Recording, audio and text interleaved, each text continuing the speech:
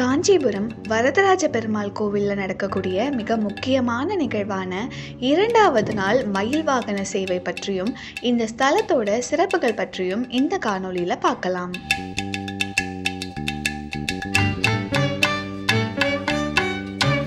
வைணவ திருஸ்தலங்கள்ல மிக முக்கியமானதாக கருதப்படும் ஸ்தலங்கள்ல ஒன்றுதான் காஞ்சிபுரம் வரதராஜ பெருமாள் கோவில். வைணவத்துல ஸ்ரீரங்கம், திருப்பதி, கர்நாடகாவில் உள்ள திருநாராயணபுரம் மற்றும் காஞ்சி வரதராஜ பெருமாள் கோவில் ஆகிய இந்த 4 ஸ்தலங்கள்ல வழிபட்டால் வைகுண்ட பதவி நிச்சயம் அப்படின்னு ஒரு நம்பிக்கை இருக்கு.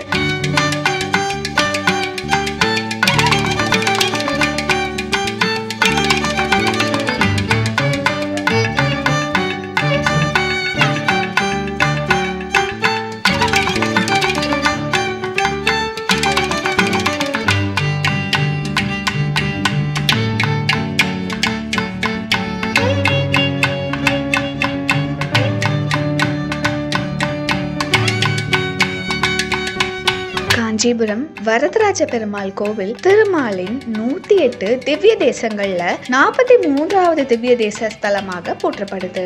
இங்க இருக்கக்கூடிய பெருமாளை வணங்கினால் கல்வி, கேள்விகளில் சிறந்த ஞானம், குடும்ப ஐஸ்வர்யம் ஆகியவை கிடைக்கும் அப்படின்னு ஒரு நம்பிக்கை இருக்கு. சக்கரத்தாழ்வார் என பேசப்படுகின்ற சுதர்சன் ஆழ்வார் சன்னதியில் இருக்கும் பெருமானை வணங்கினால் திருமண தடை நீங்குகிறது அப்படிங்கிற ஒரு நம்பிக்கையும் இருக்கு. வழக்குகளில் வெற்றி கிடைக்கிறது, வாழ்வில் வளமும் நிம்மதியும் கிடைக்கிறது அப்படின்னு அனுபவித்தவர்கள் சொல்லியிருக்காங்க.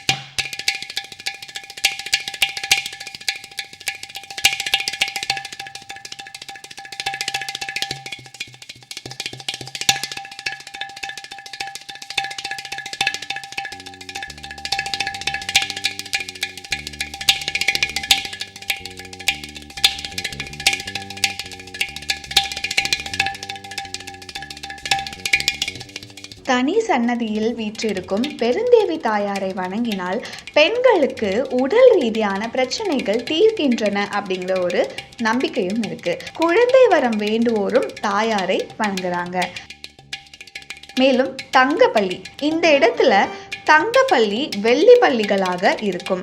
சூரியன் சந்திரனை தரிசனம் செய்தால் நம் மீது பல்லி விழுவதால் உண்டாகும் தோஷங்களும் கிரகண தோஷங்களும் விலகி சேமம் உண்டாகும். நம் மனதில் நினைத்த காரியம் கைகூடும் என்பதும் ஒரு ஐதீகமா இருக்கு. புத்திர தோஷம் உள்ளவர்கள் அமாவாசையுடன் திங்கட்கிழமை சேர்ந்த நாளில் மரத்தையும் சன்னதியையும் சுற்றி வந்து வழிபடுவாங்க.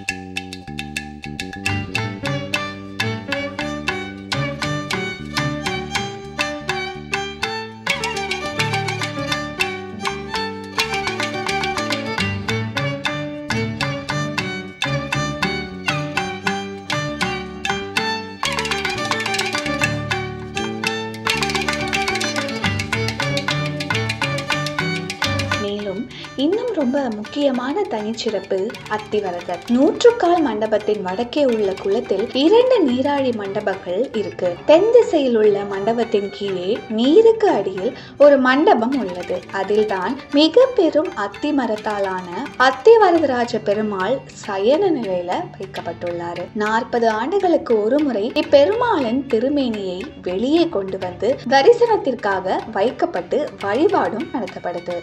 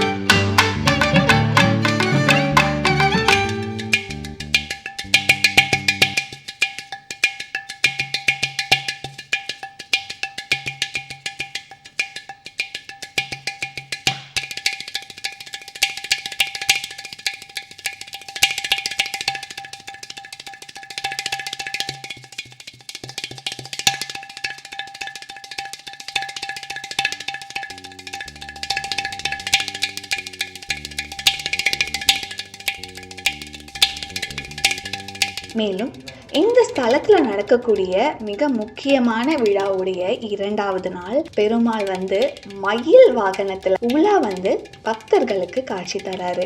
மேலும் இன்னொரு முக்கியமான தனிச்சிறப்பு என்ன அப்படின்னா, இந்த வாகனத்துல சக்கரங்கள் இருக்காது. பக்த கோடிகள் தான் வந்து பல்லக்குல சுமந்து பெருமாளை, அதாவது பெரிய காஞ்சியிலிருந்து தொடங்கி சின்ன காஞ்சி வரைக்கும் வந்து பெருமாள் அந்த மயில் வாகனத்துல பக்தர்களால அந்த பல்லக்குல வந்து கொண்டு வரப்பட்டு எல்லாருக்கும் காட்சி தராரு. இத்தகைய சிறப்புமிக்க காஞ்சிபுரம் வரதராஜ பெருமாள் கோவிலுக்கு வந்து பெருமாளை வழிபட்டு எல்லா வளங்களையும் பெறுங்க.